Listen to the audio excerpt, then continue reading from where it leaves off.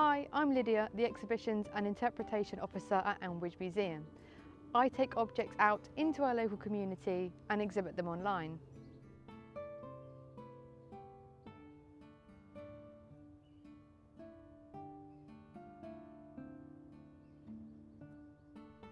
This is our latest exhibition, Excavating Oatlands, and it tells the story of the long-forgotten Oatlands Palace, which once stood on the banks of the River Thames in Weybridge. Oatlands Palace is a topic that always captures the imagination and interest of our local community.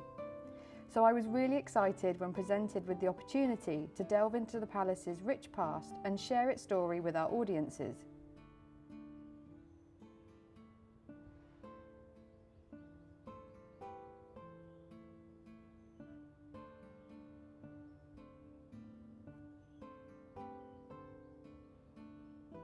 Oatlands Palace was built in 1537 as the Queen's Palace for King Henry VIII's fourth wife, Anne of Cleves.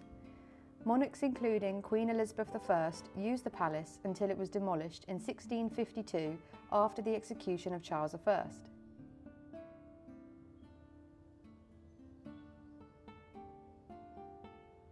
Despite this rich royal heritage, little was known about the history of Oatlands until its remains were rediscovered 300 years later by archaeologists in 1968. Its discovering sparked the imaginations of the local community. The results of the excavations were fascinating and unearthed a wealth of interesting artefacts. This exhibition revisits what the professional and hobbyist archaeologists found hidden underneath their feet and starts to build a picture of life at the palace in the Tudor period. Elmbridge Museum looks after the Oatlands Palace archive, which includes the artefacts, surveys and maps used to identify and document where the palace once stood. However, until fairly recently, our understanding of what artefacts we had and their significance was very limited.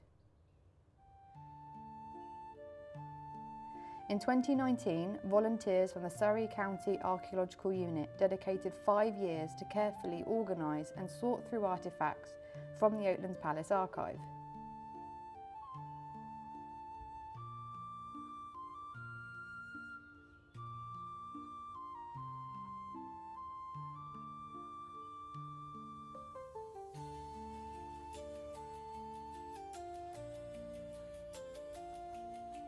Hi there, my name is Noel. I'm the manager at the Surrey County Archaeological Unit.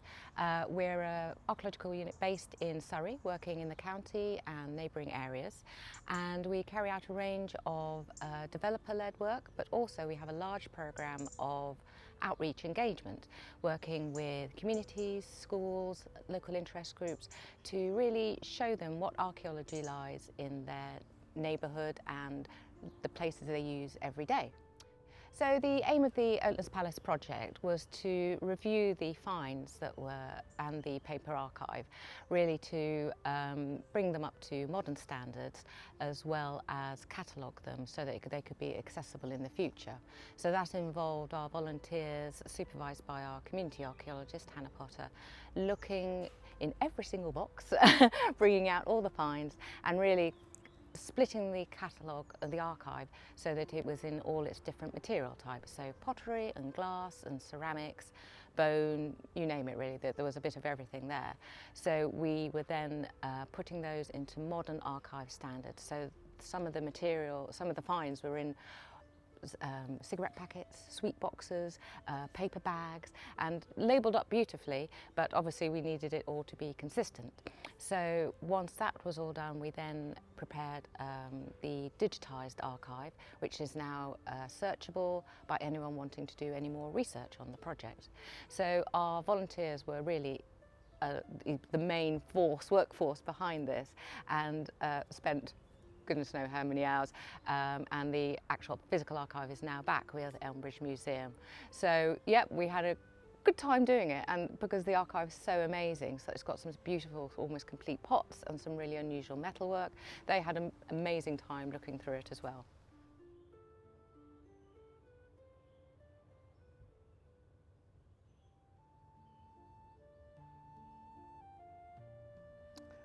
So I'm Nick, and I've been volunteering with the Surrey Council Archaeological Unit for about 15 years now.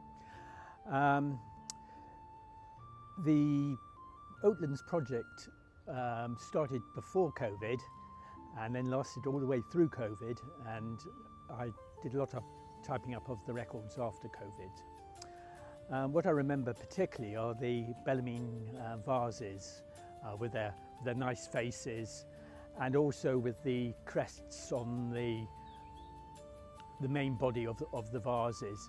I can remember some came from Holland, and there was one with the royal crest on it, but it had all the bits transposed into the wrong sectors.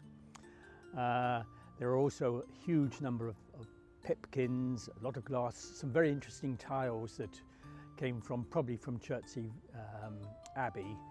And we know this because another thing I did, we transcribed a lot of records of where the building materials came from. So Henry VIII was great into recycling material from his dissolved monasteries from Chertsey, I think also from Oxfordshire, all the way down the River Thames. Hi, I'm Liz. I've been volunteering with SCAL for about 15-20 years, something like that. We've covered a lot of projects. Oatlands was one of my favourites. It started before COVID. We worked at home during COVID, and we would turn up with our boxes that we'd finished with and exchange it for another box and take it home. I worked mainly with glass during COVID. I have a lovely photo. My husband snuck in and took a photo of me sitting at the dining room table with glass everywhere, you know. It was good fun. It was window glass, although it's now black because the soil has worked on it and it's deteriorated. The painted glass, though, is absolutely stunning. Stained glass windows, of course, well, I say stained, painted glass windows, absolutely amazing. They would have been quite large, I feel. Unfortunately, there wasn't enough lettering involved to make out any particular words, which is a shame, but they would have been absolutely stunning. I did work with pottery as well. That's when we came back after COVID, and typing up reports that other people had handwritten, we had to transcribe them. That was quite interesting too, finding out where things came from, how long it took them to get from A to B in a journey we would do very quickly, but of course they didn't way back then.